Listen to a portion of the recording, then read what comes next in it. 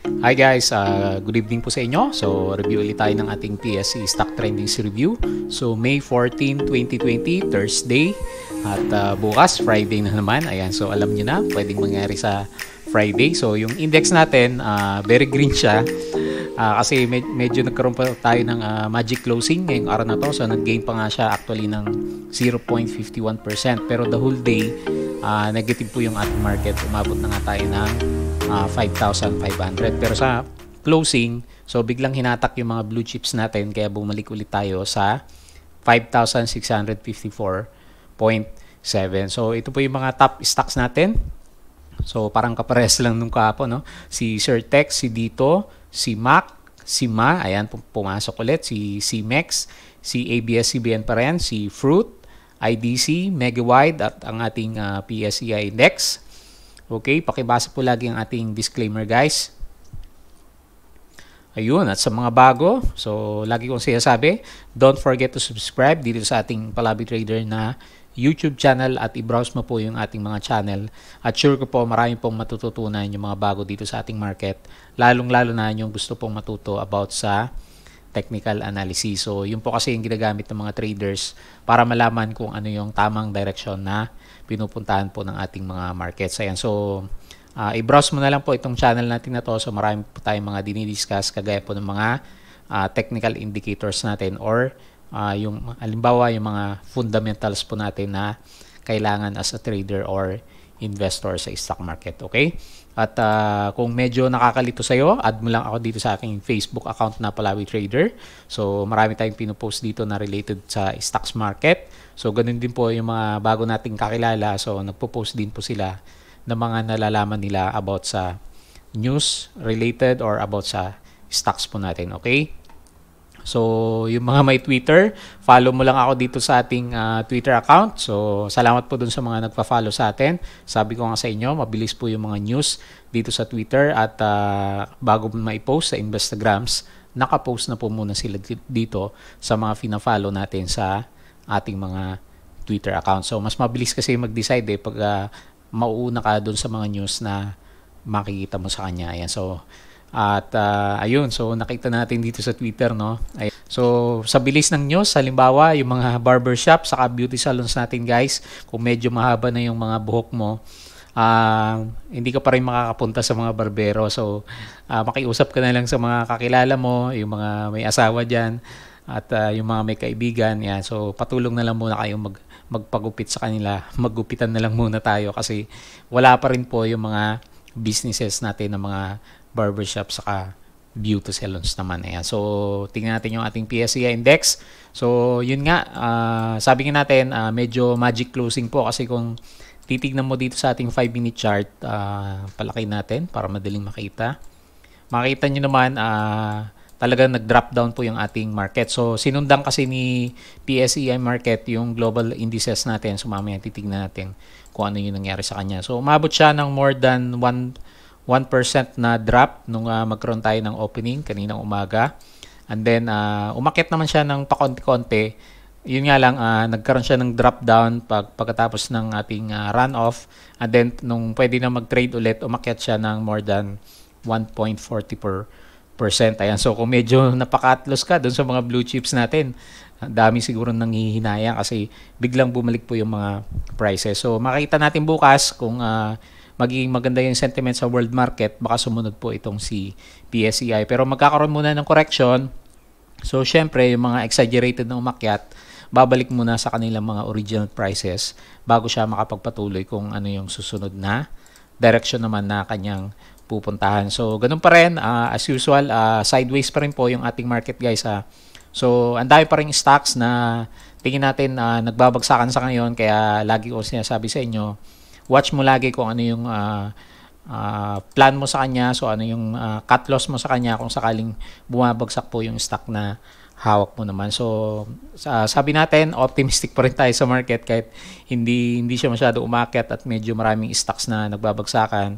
Kasi yung RSI natin naglalaro lang dito sa RSI 50 at yung MACD natin is hindi pa naman nagko-cross down. So okay na tayo sa ganyan kahit medyo may pakonti-konting loss yung portfolio natin, basta overall hindi naman siya nagda-drop ng malaki. So okay pa din. So wala pa kasing foreigners guys eh. Pag titignan mo yung ating net foreign buying or selling pa rin tayo. So ngayong araw na to, nag-loss tayo ng negative 367 million sa mga foreigners. So patuloy pa rin po umakyat simula na magkaroon ng market crash. So makita mo no, mula March nung magkaroon tayo ng mga lockdowns, tuloy-tuloy pa rin po lumalabas yung mga foreigners. So kaya hindi po makakyat yung ating market kasi hindi pa po sila nagbabalikan. Ayan. So silipin po natin yung ating world market kung ano naman yung nangyayari sa kanya. So refresh lang natin ng konti para makita natin. So parang magre-red pa rin yung US market, no. Kahapon kasi kung napapanood nyo or nabasa nyo yung mga news dito sa global markets natin, si Jim Powell, yung kanilang parang Bangko Sentral, head ng Bangko Sentral ng Pilipinas naman natin, is nagkaroon kasi siya ng negative note about sa economy ng United States. Kaya nagbagsakan po sila. So tignan mo no, isang salita lang ng isang powerful na tao sa US, nagbabagsakan po ang global markets. Kung makita mo yung Dow Jones nila nag-loss ng more than 2%, and then sumunod na po yung mga European markets, kasama na po yung mga Asian markets. Kasi yun nga sabi nga ng ibang tumitingin dito sa ating PSE market, maswerte pa rin ang Pilipinas kasi hindi po siya masyadong bumabagsak. Although yung marami tayong alam na stocks na mga mid caps, small caps, nagbabagsakan na rin po yung kanilang mga prices. Ayan. So hopefully yung nakita natin dito, magkaroon na rebound back yung United States kasi bad news lang naman yung natanggap nila kahapon. So baka mag-normalize ngayong araw na to. So tignan natin hanggang mamaya kung ano pong mangyayari dito sa ating mga US markets. Kasi nakaka-apekto talaga eh. Nakikita mo naman guys, di ba? Kaninang umaga, biglang bumagsak yung ating market more than 1%. Nung masagap na niya yung news na related po sa US markets po natin. Ayan. So tignan natin yung ating mga top trending stocks ngayong araw na to. So ayan, punta natin si Certec, tingnan natin kung ano nangyari sa kanya. So mukhang bumabawi ito si Certec natin. So nag-gain siya ng 1.21%. So medyo mataas pa nga siya, no. So medyo kaka-break niya ulit dito sa ating MA9, pero tingnan natin kung ma-break niya itong ating MA20. So kahit papaano guys, medyo maganda po yung volume na pinapakita nitong si Certec natin. So nagkaroon siya ng retest sa support natin around 7.97. So sabi natin yung pinaka-cut loss level natin is yung previous na week ng ating green candle na magkaroon siya ng upsurge na more than 20%. So subukan natin tignan kung nagkaroon na siya ng breakout dito sa ating descending trend lines. So kung medyo stricto ka, hindi pa rin naman siya nakakalabas. So nandun pa rin siya sa loob ng ating descending trend line. So bukas magkakaalaman siguro kasi Friday kung merong upsurge pa rin dito kay Certec natin. So medyo maganda yung pinapakita po ng chart ni Certec kasi yung RSI nagkaroon ng konting rebound dito sa ating RSI 50. Ayan. So yun nga lang yung MACD natin, yung sinasabi niya, yung blue line nasa baba pa rin ng ating red line. So medyo clear kasi siya. At makikita mo dito, talagang pabagsak po yung direction ni Certec pagdating sa kanyang MACD. Ayan. So, tingnan mo na maigi. So, siguro maganda pumasok sa kanya kung magkaroon siya ng breakout dito sa mga prices. And then, within the day, ma-maintain niya po yung kanyang pag-akyat dito sa taas po ng ating descending triangle na or yung descending trend lines na ginuhit po natin sa kanya. So medyo gusto natin yung nakikita natin sa kanyang volume kasi yung kahapon na yung time na umakyat siya, di ba, lumabas din and then bumalik ulit sila. So mukhang meron talagang nagsusupport ng price kahit papaano dito kay Certec. Ayan. So wag lang sana bumagsak yung RSI sa below 50 kasi yung ating MACD medyo lagging ng konti. So ang pinaka leading indicator na sinasabi natin is itong RSI natin. So wag lang siya bumagsak at pag bumagsak kasi magkakaroon ng valid confirmation yung ating MACD. So mapupunta sa bearish side yung ating market dito kay Certec. Pero sa ngayon nasa consolidation mode siya. So maganda kung magkaroon siya ng breakout dito sa price natin na to. So kung mayroon kang hawak sa kanya, so magandang hawakan pa kasi hindi pa naman siya masyadong down compared doon sa uptick niya nung nagkaroon siya ng upsurge na more than 5%. And so tignan natin bukas Friday kung ano mangyari dito kay Certec natin. So next po natin si dito.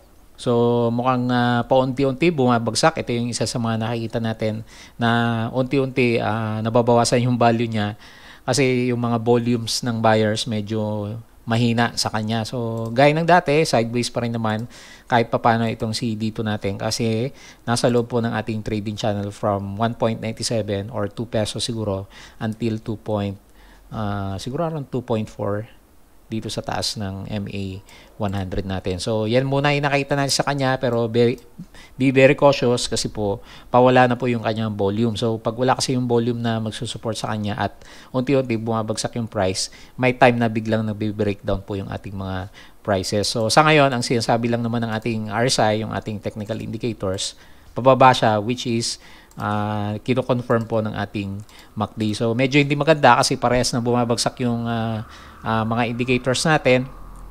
So although nagsusupport naman yung ating price dito sa loob ng ating trading channel. Ayan. So tignan mo na maigi yung mga cut loss mo, baka magkaroon ng breakdown itong si dito natin. So marami pa rin siyang nilalabas na picture ng kanyang rollouts, 'di ba? Sabi nga nila, tuloy-tuloy pa rin naman yung paglalagay nila ng mga networks kahit merong quarantine sa buong Pilipinas. Ayan. So tuloy-tuloy pa rin daw yung kanilang rollout. Ayan. So kaya siguro hindi naman nagbe-breakdown masyado yung kanyang price. Yun nga lang sinasabi ng ating indicators is medyo pababa po itong si dito natin. Ayan. So yun po muna yung nakita natin. Meron siyang trading channel from 2 pesos until 2.4 pesos. Ayan. So next po natin si Macro Asia. So isa ito sa mga medyo malakas na naapektuhan at hindi na nakabawi nung umakyat po yung ating index nung mag-closing po siya. So nag-loss siya, negative 4.52%. So lalaki pa rin ng volume, no? So mukhang yung nakikita natin sa kanya guys is yung tinatawag na natin na breakdown na po ng price. So medyo confirm siya kasi meron tayong gap down dito nung nakaraan na nung isang araw magkaroon tayo ng bad news sa MSCI rebalancing. So kita mo naman yung RSI. So sabi ko nga sa inyo, pag yung RSI laging naglalaro sa below ng RSI 50, bearish po tayo sa stock na nakikita natin sa kanya. Yan. So hindi kagaya nung huli, sana, di ba sabi natin, dapat makalampas sa MA20 yung price para medyo maganda yung pakiramdam natin sa kanya. Pero mukhang hindi niya kinaya, medyo obvious naman yung ating MA9. So nag-a-act as a dynamic resistance po dito sa stock natin na si Macro Asia. So tingin natin yung MACD, possible mag-close na rin siya in the coming few days. Ayan. So yan na po yung siguro nakikita natin na pinakamalakas na support sa ngayon ni Macro Asia, yung 4 pesos, at pag na-break po yan, so alam nyo na yung pwedeng mangyari sa kanya. Pwedeng magkaroon ng landslide po ng mga prices. So hindi naman siguro yung sobrang-sobra, pero makikita mo naman paunti-unti bumabagsak po yung kanyang prices. So naglalabasan kasi yung mga earnings sa ating mga companies is mga bad po yung makita nila, yung iba more than 30% down po yung mga profit ng kanilang mga company. So be very cautious muna kay Macro Asia. So kung wala kang hawak sa kanya, so side ka muna, wag ka muna pumasok kasi wala po siyang buying signal sa ngayon. So dun sa mga may hawak, I suggest tignan nyo na maigi yung mga cut loss points nyo naman sa kanya. Yan. So next po natin si Ma. So syempre walang mapuntahang iba. So nilalaro ulit yung mga stocks natin na volatile. Itong si Ma, paborito po ng mga traders kasi madali pong i-push yung kanyang prices kasi medyo maliit lang po itong stock na to eh. So nasa 525 million lang yung kanyang market cap at yung price is mababa. So very attractive po sa mga trader. So nagmumuka yung double bottom natin is parang gusto talagang basagin ni Ma kasi meron ka ng yung trend niya kasi guys, kikita mo naman mag-drawing tayo ng trend. Meron tayong sets of higher lows na sa kanya. So may low dito and then may higher low, then may high. So of course kasi medyo paakyat siya, uptrend yung pwede pong mangyari dito kay Ma. So hopefully ma-break niya yung ating medyo malakas na resistance siguro at around 2.9 para isakto natin yung numbers. So bukas magkakalaman, pero be cautious lang kasi Friday, kung hindi ka pa nakapasok sa kanya, medyo mahirap sumakay kasi ang lalaki po ng uptick niya. So mula doon sa kanyang pagkaka-rebound, siguro kung dito ka nakabili sa kanya, so more than 14%, so additional 5% plus is 20% na dito kay Ma, which is very prone na sa profit taking. Ayan. So, medyo maganda yung pinapakita niya. So, may chance pa siyang pumunta sa oversold level. Yung MACD, kita mo naman, pa-rebound na siya. So, ayan. So, konting ingat lang kasi sabi nga natin, volatile po yung stocks na to. Minsan, nag-down po siya ng more than 20% pag gusto na pong umalis nung nagpataas po ng kanyang price. So, as trader lang naman, so nakikita natin, maganda po yung technicals nitong si Ma natin. Ayan. So, sabi ko nga, pag pumasok ka sa mga ganitong stocks, mag-ready ka lang ng mga cut loss. So, tingnan natin bukas kung mabibreak niya yung ating 2.9. So, kung pumasok ka man bukas, gawin mong support level, siguro yung ating, siguro pinaka mo na yung MA9 or dito sa around 2.6 level. So, dito kasi nagkaroon siya ng siguro around 2.63. So, medyo sakto dito sa ating MA9.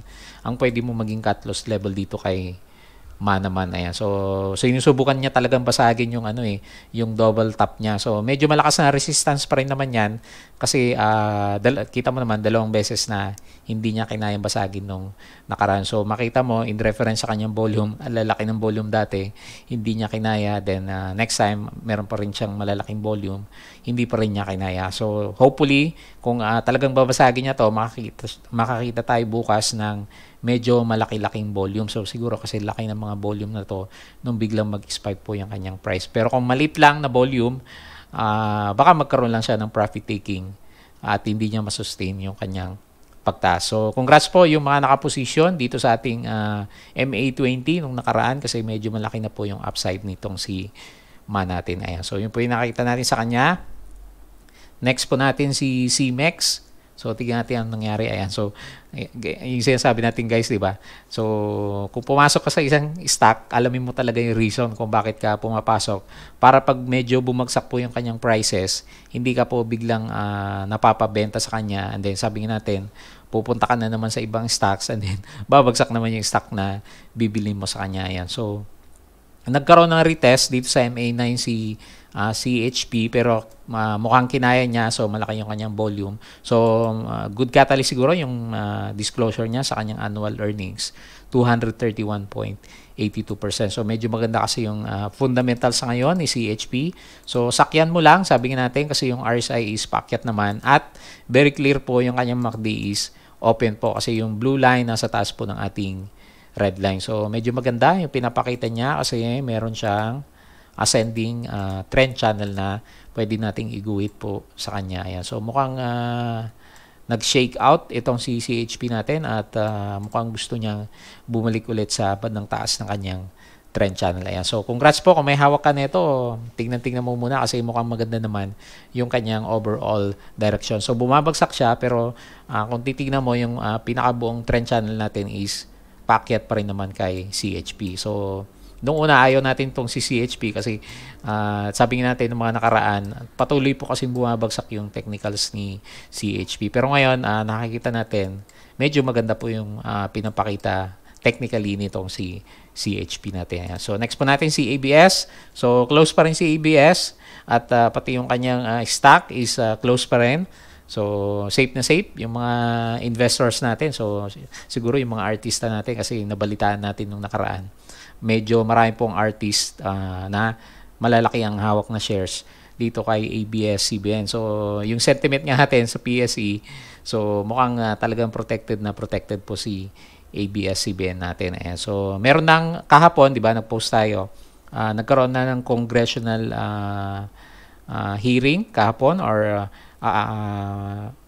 approval sa pagitan ng mga congressman natin. So sa House of Representatives natin, so pinangunahan po ni Senate Speaker Alan Peter Cayetano. So nagkaroon po sila ng agreement na bibigyan ng provisional license itong si ABS-CBN para magkaroon ng operation.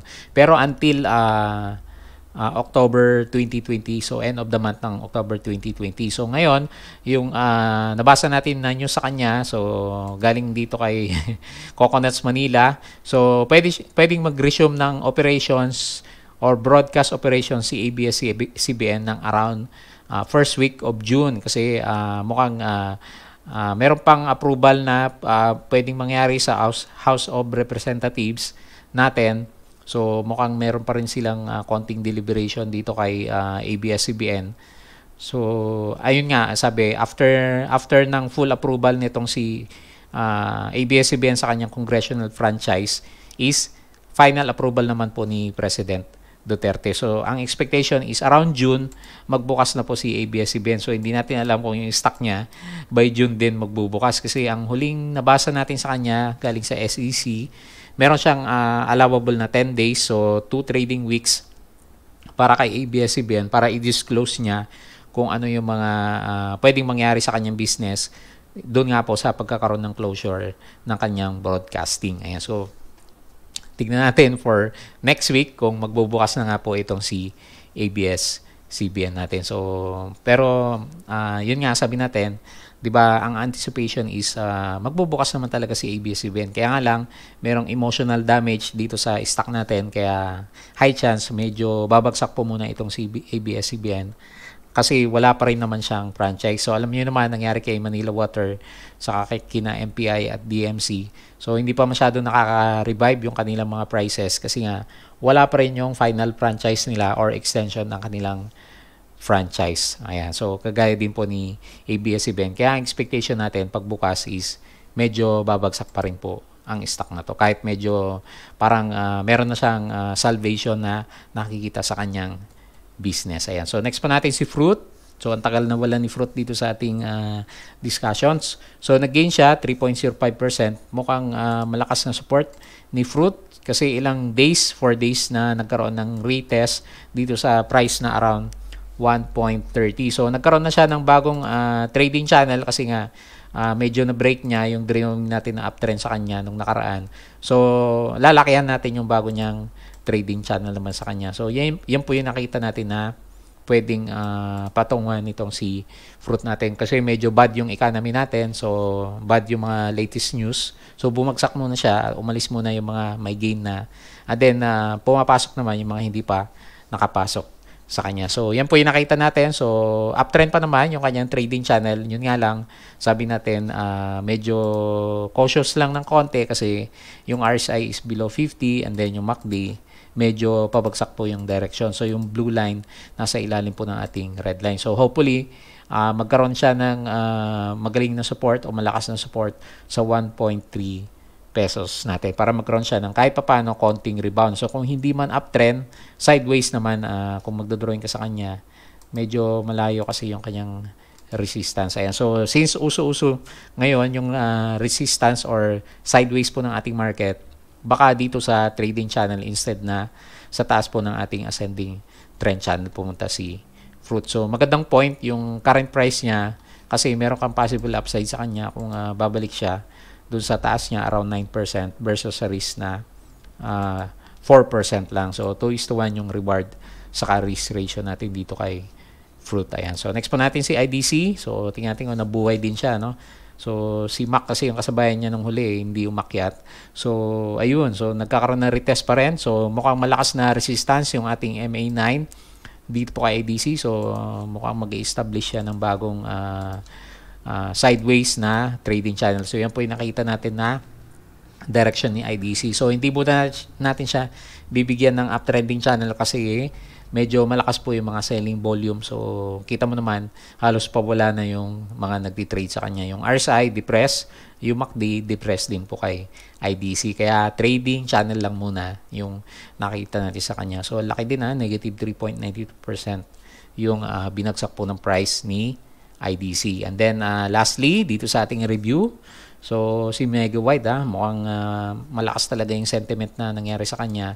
Kasi hanggang sa ngayon, doon sa MSCI rebalancing natin, negative 3.81%. So pababa pa rin po itong si Mega White. So siguro ang pwede nating i-drawing sa kanya, mukhang gusto niya talagang bumaba. So ang last support niya is yung current price niya at 5.8. Pag hindi po nag-support yan guys, so i-drawing lang natin. Baka magkaroon ng, ang obvious sa kanya, meron siyang binubuo na descending trend channel naman eh. So pwede ka kasi mag-wait sa kanya. Ayan o, so meron kang makikita na direction po. Kasi meron siyang high dito, and then meron siyang lower high. So, ito yung possible na isang low mo, and then baka magbuo pa siya ng isang lower low bago siya mag-decide kung talagang makakabalik na po siya. Kasi kita mo naman guys, so, yung volume po niya, tingnan mo guys, lalaki eh. So, yan po yung iwas-iwasan nyo. Depress yung RSI, yung MACD, bukas pa naman, kaso hindi na maganda yung, yung price action. So, hindi na tayo optimistic sa kanya kahit medyo bukas pa. Kasi pababa po talaga yung direction ng kanyang prices. So unless magkaroon siya ng good news na mag-resume siya ng operations sa kanyang mga developments, di ba? Sabi natin yung mga construction is priority na ngayon ng government natin na ituloy. So baka mabuhayin ulit itong si Mega White. Pero sa ngayon, technically, yun muna yung nakikita natin sa kanya. So sundan lang natin kung ano yung trend channel niya. So nakikita mo, downtrending channel, so ingat ka muna sa kanya, di ba? So kung may hawak ka, tignan mo na maigi, baka magkaroon po ng breakdown pa ng mga prices kay M-White. Kasi ang sinasabi ng price action, volume, RSI, and then MACD is pababa po talaga itong si M-White natin. Ayan. So, guys, yun yung mga review natin dito sa ating PSEI market, sa ating mga stock trendings review. So, super sideways pa rin yung ating market. So, sana ma-aprobahan na ni President Duterte yung ABS-CBN, no? Para naman kahit papano, meron pong good news na darating po dito sa ating market. So, although expect natin bababa yung stock price ni ABS-CBN, at least sa emotionally yung tingin ng mga foreign investors sa mga businesses sa Pilipinas is hindi siya subjected sa galit ng ating presidente, kundi under the law pa rin naman yung sinusunod natin sa mga businesses. So, yun lang guys. Don't forget to subscribe dito sa ating Palabi Trader na YouTube channel. So, yung mga bago, mag-aral po kayo ng mag-aral. Magkaroon po kayo ng tinatawag natin na trading journal para hindi ka po naliligaw at para nalalaman mo po kung ano po yung nangyayari sa yung mga stocks at yung mga trades mo. Ayan. So, yun nga, add nyo din ako dito sa aking Palabi Trader na Facebook account kung nalilito ka sa mga technical analysis. So, pwede naman pag-usapan natin kung ano yung magandang gawin sa mga hawak mo na stocks. At yung mga may Twitter, follow mo lang ako dito sa aking Twitter account. So, salamat po doon sa mga nagpa-follow. So, meron na tayong 248 followers. Ayan. Thank you po doon sa mga sumusunod sa atin. At yun. So, yun yung mga review natin ngayong araw to. So, bukas, Friday guys. So, dahil sideways naman yung market, walang catalyst. Baka pwedeng, although nasa sa'yo naman, hawakan mo muna yung buying power mo kasi wala pang catalyst eh. Hindi pa nakaka-breakout si PSEI. So, malamang kasi baka magkaroon pa siya ng breakdown lalo na may mga bad news sa global markets. At yung mga earnings na lumalabas is hindi po magaganda yan. So, yun lang guys. Maraming salamat po ulit sa inyong panonood at pakikinig. Kita po ulit tayo bukas.